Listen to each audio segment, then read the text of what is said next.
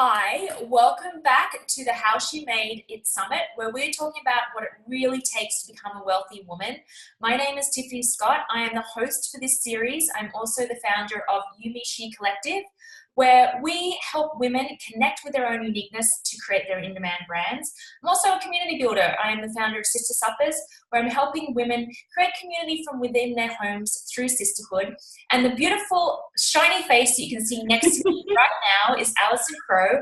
Allison is incredible. She's funny, she's spirited, she's down to earth, she's real. You're going to love her. She helps clients go within, get clear, and create strategies that help them create the life and the work of their wildest dreams. Allison, welcome. Thank you for being here. Please just give us a little insight into who you are, what you do in the world, all that fun stuff. Let me breathe into that because my brain just goes, slasher, a million things. I am a life coach. I happen to also coach business. I started out in business sales coaching, and it's taken me 12 years to finally own that I'm a life coach because my business owners who do the life work are more successful than the ones that just do the business work. So I also love to give my clients the experience of being coached within what I call the divine matrix. So the way my brain sees is I can see these very practical strategy, like there's a consultant in me big time, but I can also feel their breath in my body. I can feel sensations. I can see colors. I can see ticker tapes of things that come out of their head. So I also have this very psychic ability. And it's kind of fun to take somebody through, not take somebody, but as we're working together, that we're working on this linear process, and then all of a sudden spirit comes in and says, hold on, let's nurture this. And so then the other really important thing about me, and I love, we in the little pre-talk about this, is I'm the real fucking deal. I needed, as a young woman, as a woman in business, I needed to see the truth. I did not need to see the glossy marketing. And so I made a decision. I had a very amazing mentor that taught me how not to be in business. And because nothing behind the stage was true. And it was really heartbreaking for a lot of people when they would invest time and money, whether in coaching or in business. And so I show my clients behind the scenes. I want them to see the real truth. I share my shitty days in a not client way, like in a way that serves them, not in a way that serves me. But I let them know when I'm struggling and what I'm doing to solve the struggle. So I kind of girl next door, tell it like it is, with a splash of mimosa. Yeah, that would be it. The mimosa or red wine. Yeah, and that's what I love about you, and we were talking about this before we jumped on, is this whole series about is lifting the veil on what it really takes to create wealth, the good, the bad, all of it. And I think there's a lot of talk at the moment, particularly around, there's two things that are happening. One is it's the gloss over, make 6 figures in 6 seconds, and you can do it really quickly, and this is the easy route, and this is how you build tribe and online and blah, blah, blah, blah. Right? And then we get into that comparison mode. And then on the other side, there's this beautiful conversation that's happening around authenticity, around how to really fully show up as yourself and be vulnerable and share it all, because we can really learn from each other. And I think that's what you do really well. Like, because you're also very funny, you share it in a way that's like, this is the real deal. This is the crappy stuff that's going on, but this is how we can be empowered through it. Yes. Well, yeah. I share it to humanize. I don't share it as a victim. I don't share it as a sales tool. I personally think I was an early adopter of authenticity. Back in the corporate world, I used to get my hands slapped all the time. And, I remember I'm sure I wasn't the first, but in my community, in my coaching world, this was before the online world, people were like, you can't say that. And I'm like, I can't not say that because I do feel like it's important. And so it humanizes. And that's the thing. Behind all these businesses are these beautiful human women who we may have our shit completely together and rocking it. I mean, there was a couple of weeks ago, I was like, oh my God, I'm the best coach I know. Like, I'm at the top of my game. And this was all like, I just was so genuinely like, holy shit, Allison, like my whole body's tingling talking about it. And the very next day I was like, I suck. What was I thinking? You know, like, and that's just such a natural part of this. And I wish some of my leaders, my coaches, and I've still had a hard time. I've had a hard time finding women who've gone before me who say, these are the problems I had in my business and how I solved them, especially the emotional ones. And you're not alone. Like, women, you're not alone. And I love the spirit of this too. Like, we're not out here to shit shame anybody or make anybody small. We're here to reach out and hold each other's hands from within the circle instead of the podium on the stage. Absolutely. Yeah. Absolutely. I'm big around getting off the podium and being on, because we're the same, we're one in the same, and we're going through different things at different times, but generally we're going through the same crap. Yeah. Same crap. So, you know, when we talk about, you know, and I totally relate to you when you say some days I'm like, I'm on fire, I've got this going on, I'm really good. And then the next day I can be like crying and in a mess and just wanting to be in a total hole. But often, I don't know about you, but definitely through my career, I'm an overachiever. I'm an achiever, goal setter, right? And so I fell into this trap of feeling like I was succeeding by the amount of money I was making. And that can become an empty shell. So if I wasn't making the money that I thought that I should be making or wanted to be making, or I was having, you know, a stressful time in my life, just to sometimes pay the bills as an entrepreneur can be challenging. I felt like I was a failure. And so I've had to do a lot of work around, it's not so much about the money that's in my bank account. It's the soul-driven work that I'm doing that's keeping me in joy, and knowing that when I'm in alignment, the money will come, the peace will come, but I've still got to continue to do the inner work. Right. So what is your perception or even journey through connecting with what wealth is for you? Right. So when I was a sales coach in the real estate world, and then I coached coaches of the real estate world, I made the most money I've ever made in my life. I was also 40 pounds skinnier and drinking 2 bottles of wine a night and driving home on that. I'm not proud to say, but that's how disassociated from my soul I was. And I began to notice, I did that for 4 years, and in the last of it took me a year to quit. But I began to notice that now I call it my emotional P&L was suffering. So my financial P&L was absolutely in the green, but my emotional and spiritual P&L was rotten. And when I left, it was interesting. I left 2 times, and the first time I left, I was scared, and I went back because I had a new husband, and I was used to making $250,000 a year, and I went back.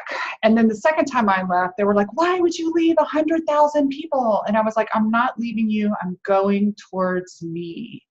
And so when you talk about that overachiever, I call myself a recovering overachiever, because I had to really look at what is this achievement and this success getting me, and what is driving me. And for the longest time, it has been, this is hard for me a bit, but it's been my need to be liked. It's been my need to be validated. And as I began to recognize that, so on the other hand, leaving corporate and coming out and banging it out, did the same thing. It was like, oh, I'm badass, I'm amazing. And then it was like, hold on. Is it the money? And you and I spoke about this the other night.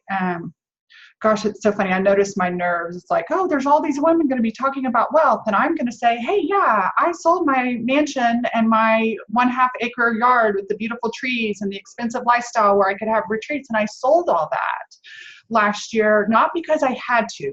I wasn't, but the pressure was like, if I have to make another $30,000 every month, what happens if I get sick? What happens? And then on top of that, like the tax bill, and just like, oh yeah, I made 2 times more than I did last year. Whoops, I didn't put enough away for taxes. And so I began to feel the really question, what is it why am I doing this? And my husband and I went to my husband because he loved that house. I went to my husband, and I'm the primary breadwinner in my family. We have a small little bit for my husband's teacher pension, but it like pays for the dogs or something. And we were living according to my lifestyle. And he's always said, I don't care how much you make. I just care how you spend. I could live in the shoebox. And I said, I love this house. I love this lifestyle. And I don't want to be responsible to pay for it anymore. And so we sold that house and put all of our cash in a like, we live in a little itty bitty cookie cutter house. We've moved outside of Austin. Like, there's some things that we sacrifice to have peace of mind. So what I did, so if here, sorry about the sound, if here is where I was making and earning, and then I was spending, I was spending as much as that, and sometimes getting behind, right? Like putting, how much credit card debt are we all carrying? Oh yeah, I'll hire another $20,000 coach. Let me just put that on a credit card, right? And so what I did was I changed my living expenses to here so that I could breathe. Yeah. And I let my assistants go for a time, and I redid my entire business, and I have the smallest amount of money I've ever made is in 2017. I made less in 2017 than I did as a Catholic school teacher. And yet it was the most prosperous and most abundant year. So that little mind fuck was a whole nother learning, like, oh, this is a different kind of abundance. It's not the abundance of risk, of pursuing at all costs. It's the abundance of wisdom and reset and mindfulness about what's really truly important. And yeah, like I've gotten my, I get my nails done again. I've gotten my hair turned black. You always know I'm broke if my hair is brown. But it is realigning the spiritual and personal P&L then with the financial P&L, because too many people are out there suffering one or the other. Their personal may be great, but they're not making any money, or they're making a shit ton of money. And I see this in coaching industry. They're making a lot of money, and adrenal fatigue women, burnout. Get your hormones checked, women. Get your hormones checked. Yeah. Yeah, I've definitely been guilty of burnout on a number of occasions. And I go, why are you guilty? You're not guilty. It just happens. Sure, I should reframe that. I don't mean to coach you, but like it happens. Like we look up and we're going and we're doing our sole purpose, and we've got things we want to meet, and we forget that the self-care, we forget to slow down, or our brain tells us, "Ooh, you don't have space to slow down. You better get it, otherwise you're going to be broke." And yeah, and I totally relate to your story because I'm going through a similar kind of evolution at the moment, similar to you, the breadwinner of the family, and that, to the point it became a lot of pressure because I was always kind of felt like I was holding the roof up above our head. My conditioning, right? Like to your husband, he was like, I could live in a cabin in the woods and I would be happy. I'll support you in whatever you want to do and however you want to show up, but I don't need much. It was always my doing of like, we need more, I need to create more, I need to do this and X, Y, and Z. And I think there is a shift again happening where we're seeing that you can live below your means. I think there was a shift in the coaching industry, particularly where it's like, spend $50,000, spend $100,000. Not that that's a bad thing, but a lot of people were investing way beyond their means, and it's hard to scale up when you're constantly scrambling, like get to the top to just pay for your mentor or your coach. And you and I, we're mentors, we're coaches. I believe in the industry. I couldn't have written my business without my business coach. He's incredible. But there's this shift that's happening of like, okay, let's find balance. And balance is a shift and evolution and moves all the time. But how do we live within our means or even below our means and still feel really abundant? Right. Well, and there's so much I learned in the real estate world. So Gary Keller, that started Keller Williams, in his very first book, he talks about red light, green light. So I've learned how to red light, green light in my business. Last year I looked up and I was paying my assistants more than I was making, and they were just doing busy work. They weren't actually doing something that made money. And it was hard to let them, it was hard for my ego to let them go because I loved them. I loved working with them. They did amazing things for me. And I was like, no, for a season, So that's the other thing. I made the decision to totally, the universe made the decision for me to rebrand, to totally change the way I was working both on the back end and the front end. And that meant that for a series of time, I had fewer clients than I've ever carried. And I went from a very high fee model, high fee group, high fee individual. I would teach a couple of online classes. So I taught one class that one year was 150,000, one year was like 79,000. And then last year when I opened it, I had 4 people sign up. And I had invested 18,000 in delivering this program. I couldn't deliver the program with 4 people. And so it's like, shit, I just borrowed to cover all this other stuff. And it's like, okay, hold on. Let's get back in alignment. We will, what is it that Marianne Williamson says? I can absorb this loss. I love that phrase. I can absorb this loss. And I did, and I have. But then a few months later, I decided to go to the membership model. When instead of charging $25,000 a year, I'm charging $2,500 a year. And it's been different because in the coaching industry, and not all my clients are, about half of them are coaches and about half of them are just other small business owners. We're so used to this belief, which is just a thought over and over again, that if I don't spend a lot of money, it's not worth it. Right. And my house is this example of, this is the nicest house I've ever lived in on the inside. I'm not a big fan of the backyard right now. I don't think I'll ever have a backyard as nice as my other one. But the inside is the nicest, and my mortgage is $1,200. Oh. And so it's like, that's what I want to deliver to my clients. I want them to go, oh my gosh, this is the best coaching program I've ever been a part of. This is the best community. And I'm so like, it's kind of like, if someone comes and sees us and we're wearing something fabulous, and if we got it on sale, we feel so excited because we got even more value out of it. Right. It's a different mindset than, oh, let me slap my giant dick on the table and tell you that I just spent $75,000 on a coach and I'm going to Bali. I can't handle it. And yes, I know I have quite a few friends who charge that, and there's a time and a place for it. But like you said, I don't think authenticity wants to sustain that. We don't want to pay more for coaching anymore than we do our health insurance, our home, our IRAs, and those kind of things. And that's what I want us women entrepreneurs to have, is I want us to have wealth across all the columns of our life.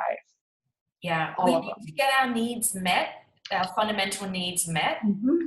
And then, yes, there is definitely a space and a place for investing in our development and our growth. Like, I think it's so valuable to have a team, a guide, a team around you being your cheer squad and helping you see what you can't see. Like, I think that's absolutely invaluable.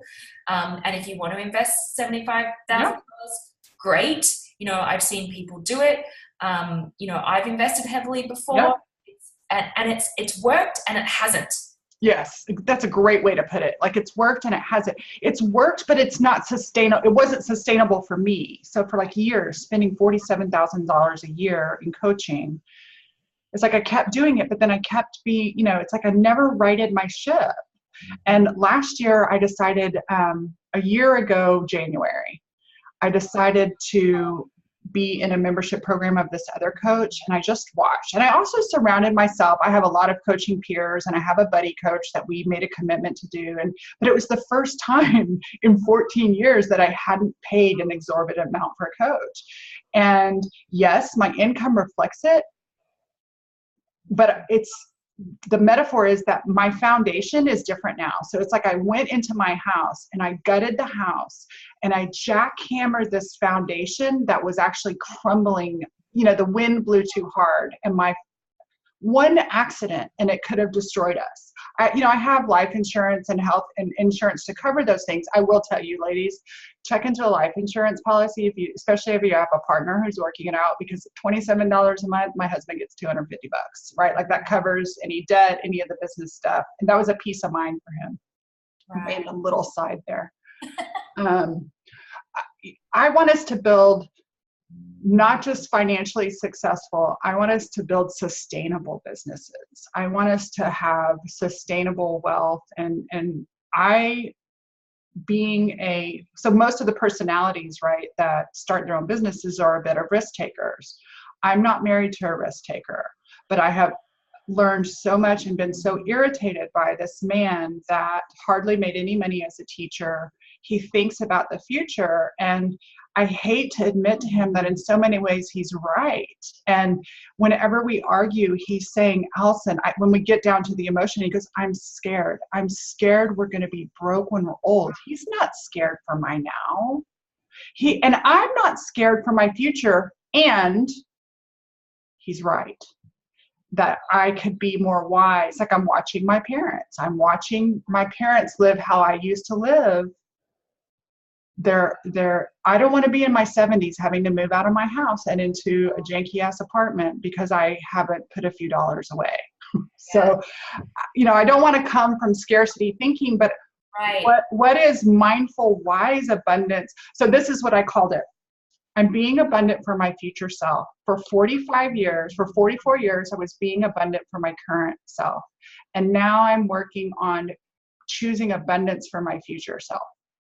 Yeah, one of my mentors talks about stepping into being a good steward of money, which I'm really moving into as well, because I was living for, my 43 years very much in the now. Just very much in the present, not thinking about my future, because I was like, I'll worry about that then. Something has shifted, particularly in the last year, where I'm like, I want to create different streams of income so I can wealth build. So I was sharing in the last interview that I'm really intrigued and interested in studying about real estate investing now. Yeah, good for you. I have some contacts for you here. Thank you. Good. I'll take you up on that, because I do see that, the buy and hold model can be like a really good long-term way to create wealth. And I'm excited about that. I understand that there's a learning curve and there's things that I'm going to have to learn, but as well as I'm creating that, I'm creating my business, I'm doing my purpose work. There's other things that are kind of, that I'm mapping out, and it feels good to be a good steward. Yeah. Well, and it's nice too, like when, as we get older, I was really healthy until I wasn't healthy anymore. I've never had health problems until I had health problems. And I hit not only burnout, but I could not get out of bed. My husband was like, you're sleeping 20 hours a day. And I still like, how did I maintain what I was doing? And so that was a wake up call for me, like, oh, I might not, of course I have intention and law of attraction and all that other stuff, but the reality is you get hit by a bus and you need to pay some bills. And so creating that safe space has felt really good. And it doesn't mean that I still don't choose, I think I told you the other night about moving into this house, and the old me would have gotten, all new curtains and, we got rid of a lot of stuff, but I would have gotten all these things. And I waited about 5-6 months to get new towels. I really wanted new towels, but in my mind, and this sounds so cheap, my friends were like, that's just stupid. Just go get new towels. But I was like, I have towels that dry my body.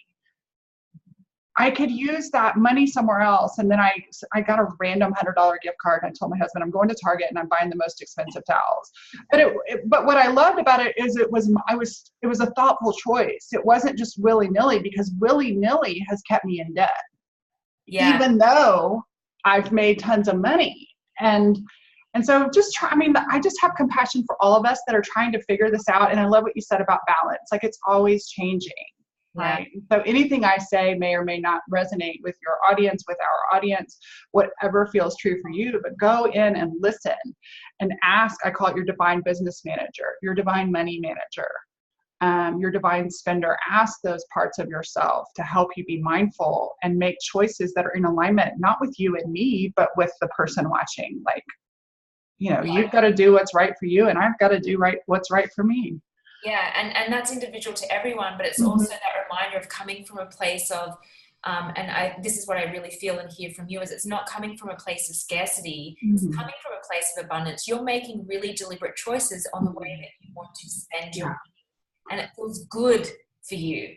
And it's really not about the number. It's not about $100,000 or $250,000. The actual number, and I've been told this so many times and I really get it now. You could be earning $50,000 or $20,000. You could be earning $500,000. You can still have the same challenges and the same issues. Yeah. Yeah. Yeah. It was always fascinating to me, and obviously I haven't surveyed everybody with the Allison Crow Data School, but I have quite a few friends who are $1 million or $2 million coaches. And of those friends, all of them have disclosed to be their net, and their net is usually 97. And I, for the last 10 years, was running 179 to 197 gross and 97 profit with ease, without a big overwhelming. And it was so enlightening when I heard that, because these women were like managing a gazillion people. And at the end of the day, they're living on the same amount that I'm living, but they're miserable doing that work. So bigger is not always better. Some people might want to run a machine. Some people might want to tend a garden. Yeah. And that's another thing I'm a voice for, is that tending a garden and having a private practice, or, whatever is enough for you. And then I've also, this money journey has taught me it's teaching me where my significance is. My significance is not in that P&L. And maybe that's why this was the year I shared it instead of all the big years, because I feel more significant. Now, I fully intend to make a fucking $1 million this year. And I'm working on it.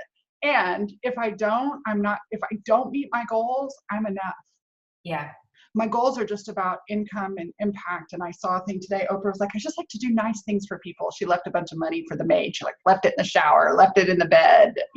She was like, I just knew that it would make the housekeeper at this hotel happy. And I was like, that would be fun, to have extra money for rescue and the things I'm involved in. But at the end of the day, do I need a bigger house and a deeper pool and more housekeepers and my false eyelashes? No, I don't. Yeah. Because when you make $1 million, you're going to have so much more to play with as well, because your expenses are lower. You've downsized, you minimalize, which creates more space. And then you can really spend the money on the things that you love, like giving back, vacationing, whatever it is. Mm-hmm. Yeah. So there's more room, there's more space to play with the profit, really, right. What it is. Yeah. Okay, so I want to ask you, who inspires you? Who's an inspiration? You mentioned Marianne Williamson before. She's come up a lot through this interview series. I love her. Who else inspires you?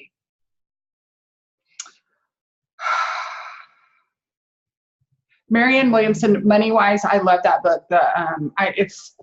I'm very choiceful about where my books are. The Law of Divine Compensation. So this is one that I not only have the real book, but I also have on audio. And if I'm having a struggling day, I will purposely fall asleep with it playing after I fall asleep to help me brainwash my brain. Who inspires me money wise or anywhere? Money wise.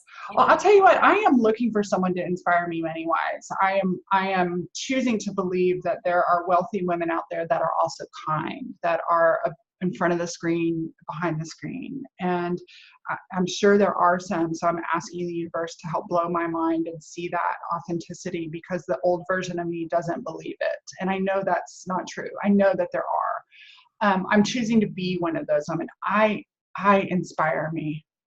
Does that sound so silly, Tiffany? I inspire me. Like, oh my gosh, Allison, you keep going. I have done wonderful and I have failed miserably. And I have, as my brother said, broken the crow curse. And I come from half rich cash and half super poor. And it's, I inspire me and I'm going to keep going. Yes, I love that. That's such a great reminder of me first. Me first. That's the most abundant thing we can do, but we were taught off it. We were taught differently, right? And so we have to redo that programming, because when I am self-centered and full, everything in my orbit benefits. Yeah. It overflows into the orbit around and you should be self-centered for you. Why would I be centered around you? That's wonky universal law. Yeah. So yeah, I inspire me. Let me just own that. Sit up straight. Own that. I fucking inspire myself. I love it. And it's also Abraham Hicks talks about this, about the I can't remember the word that I'm trying to think of, but basically how the controversial talk around being selfish. Well, we need to be selfish because we can't live our life for anyone else. We need to be living it for ourselves. And so when someone calls you selfish, it's actually them trying to say to you, you're living your life the way that I want you to. Yes, exactly. Which is selfish. Right. And you're saying, we all want it to be about us. I had a coach when I first left Keller Williams because they were like, it's all about the client. It's all about the client. And I had been brainwashed into that. And I said, oh, I got to do this for my client. And my coach was like, no, you don't. This is not about your clients. This is about you. And it just landed with a holy thunk. Yeah. Of course, we're not the kind of people that are going to give the double bird to the client. That's not what we're talking about. But it's like, the more you allow this to be, I call it self-centered. The more I serve myself first, I let myself be centered, I let it be about me, the more power I give to my clients instead of manipulating them by trying to please them. Yeah.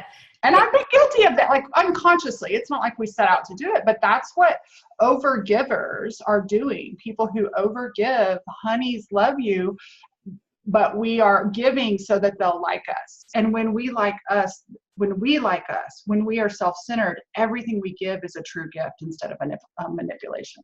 Yeah, that's a really good reminder, because I think women particularly really are challenged with that, of the overgiving to be liked. The Power of Receiving by Andrea Owen, or Amanda Owen. I'm sorry, Amanda Owen. The Power of Receiving is where I first heard that concept about, like, it was a slap in the face. It was like, dude, you are not giving because you are nice and holy.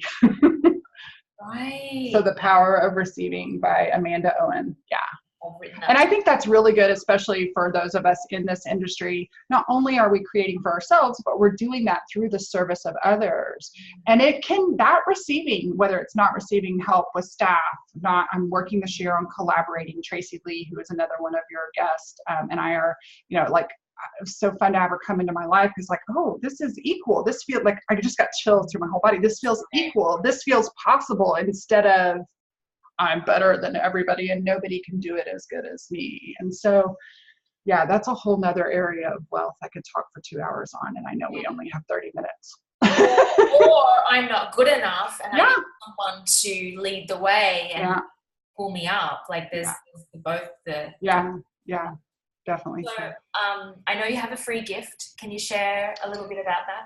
Yeah, I do. So will y'all please be gracious with me, because my free gift is still in my old branding and I haven't hired help to make it new. But here's what, so if you just go to AllisonCrow.com, the first thing you'll get is what's called a feel-good guide. And I intend to write you know how magazines will have a flip side? Uh-huh. So this book was originally written in 2013. And every time I think I'm going to get rid of it, I'm like, this is really good stuff. I just need to bring the brand up. But I do eventually want to add the shadow side, like the how to feel bad, the how to feel uncomfortable. So, but you'll get that. But I have kind of a series that I take people through over about 10 days. It's not every single day, but there's some helpful articles. Like I just give a week full of value. So I wish, this is the insecure part of me. It's like, oh, I want to be able to tell you, I'm giving you A so that you can B so that you'll see. I'm just giving you some good shit that I've amassed over the years. Some of it is from my archives and some of it is brand new. And really, if anybody's interested, come hang out in my Facebook group or message me on Facebook. That's what I want to connect and have fun. So thank you for giving me the opportunity for that. Yeah, you should totally the Feel Good Fairy Guide. Yes, the Feel Good Fairy Guide. Yeah. Okay, last question. When you're in a funk, or maybe not even when you're in a funk, but what gets you into a happy place? I call it a happy dance. Like what would instantly kind of lift your mood and get you? Cuddling with my dogs. So I do call it ebb and flow. And when I'm in the ebb or in a funk, I don't force myself out, but I do surround myself. I like the words from Abraham Hicks of soothing. I like to soothe it instead of kick my butt out of it. So there are certain things that I do.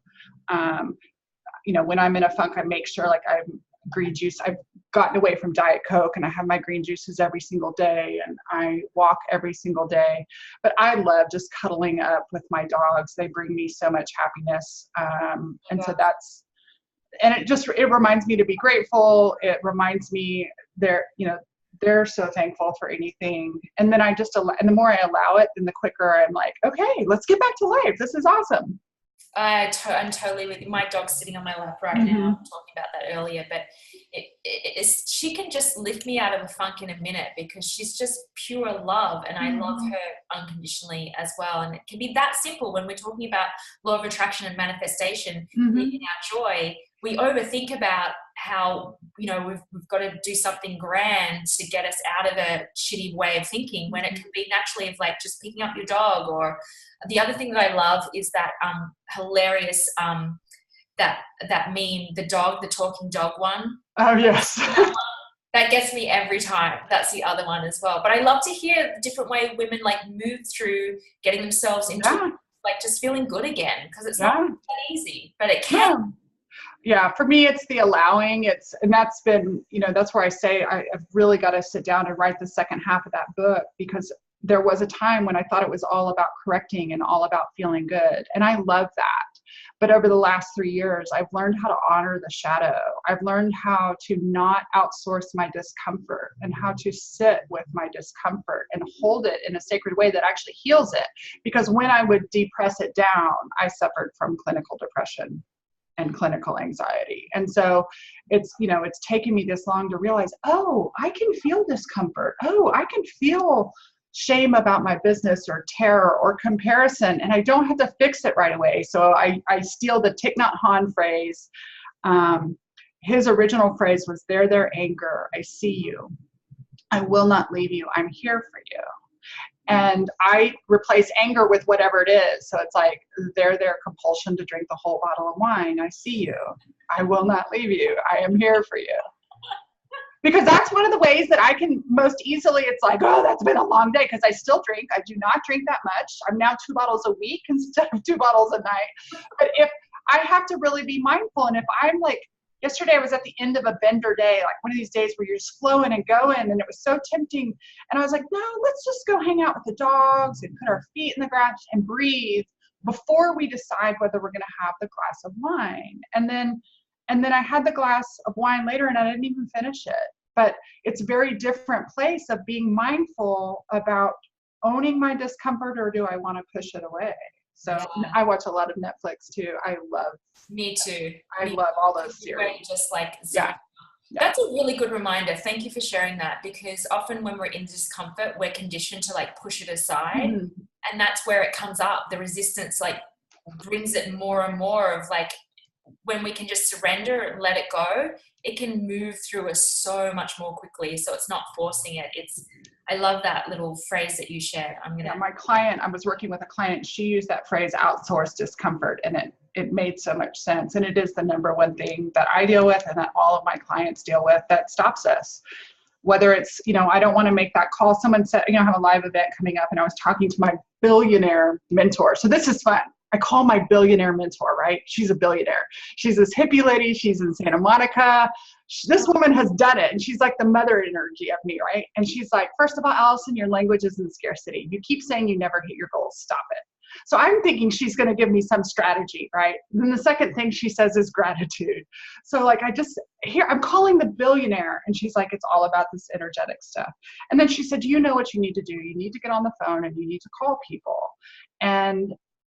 And she's right, but I don't want to call Tiffany and say, hey, Tiffany, if your clients can't afford your big program, you can send them to mine and I'll get them to be able to afford your big program, right? Which is actually totally valid, right? I'm in a different, like I'm not kindergarten, but I'm an easy starting price and can prepare people for the higher prices.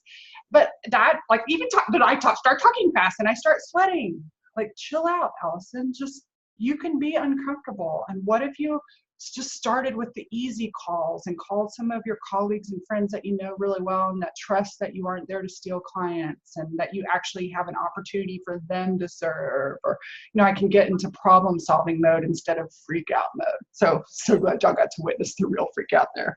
I love that. I love what the billionaire mentor shared, because it's actually, it's everything that you already know. She's reminding you, and it's going back to basics. And by the way, my program isn't really that expensive. But I love that, because it's such a good reminder, and it's something that I share with my clients as well. Like, these are the things that you need to do: gratitude, meditate, sit within yourself, listen to your, like, but sometimes you just need someone to go, that's what you need. Oh, I know. And it's like, oh, we teach Know it. this, right? Yeah. And it does. We need, even us experts need the mirror and the discomfort of, so when we're happy, hello, the discomfort of sitting down and meditating. I have a thing I call ass in the grass. I've come from the Prosperous Coach community, and there's Connect, Invite, Create, Propose. And I have a blog post I did because one day at the time, Rich was my coach, and he was like, everybody needs to go out and propose. And I freaked out. And so I went and laid in the grass, and I laid there and I envisioned my light reaching up into the universe, and then it would connect with somebody else's light. I didn't even see the face, but I just saw that I put that light out there for connection. And when I came back in the room, I had an email of somebody saying, I wanted to pay you all this money to work. And ever since then, I do this little ass in the grass calling clients. Like, I make the spiritual sake, I activate the sacred contracts first. And so, but here's the thing, that takes time and space instead of slowing down. No, Allison, you think any of your marketing is going to work if you haven't done the energetics? So I was so thankful that she's basically back to the energetics, Allison. The energetics and the attitude are the fuel. And I can have the exact same sales page, but if I don't have the energetics and the fuel aligned, the sales page, it's like the magnetizing that the sales page, it just becomes invisible to people. Yeah. My voice becomes invisible when that's not right. So that's totally true. Totally. You got two exactly the same sales pages, and one with like a place of like hustling and scarcity and energy and like being busy, and send it out, and then send it out later when you've had the space and you're feeling good and you're feeling aligned and you've given it love. Yeah. Oh, after I talked to my mentor, I talked to her on Tuesday this week. So it was the end of February. I closed the registration for my membership program.